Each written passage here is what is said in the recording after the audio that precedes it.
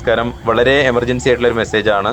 കഴിഞ്ഞ ദിവസം നെഞ്ചങ്കോടുണ്ടായ അപകടത്തിൽ പരിക്കേറ്റ് അതീവ ഗുരുതരാവസ്ഥയിൽ വെന്റിലേറ്ററിൽ കഴിയുന്ന കുട്ടിയുമായി മൈസൂർ JSS ആശുപത്രിയുടെ ആംബുലൻസ് കോഴിക്കോട് മെഡിക്കൽ കോളേജിലേക്ക് 2 മണിയോടുകൂടി പുറപ്പെട്ടിട്ടുണ്ട് എന്നറിയിക്കുകയാണ്.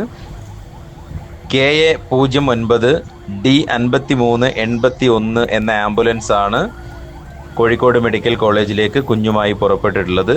ലൈഫ് ഗാർഡ് എമർജൻസി ടീമാണ് ഈ യാത്രയിൽ ഇവരെ കോർഡിനേറ്റ് ചെയ്യുന്നത്.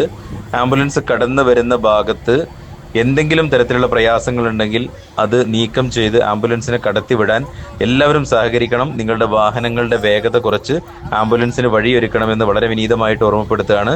താമരശ്ശേരി ചുരത്തിലൂടെയാണ് വാഹനം കടന്നു വരാനുള്ളത്, ആംബുലൻസ് കടന്നു വരാനുള്ളത്. പരമാവധി ആളുകൾ സഹകരിക്കണം. വളരെ ക്രിട്ടിക്കലായിട്ടുള്ള ഒരു കുഞ്ഞുമായിട്ടാണ് ആംബുലൻസ് വരുന്നത്. ഞാൻ ഈ വോയിസ് നൽകുന്ന സമയം 2:05 PM ഏപ്രിൽ 3, 2025.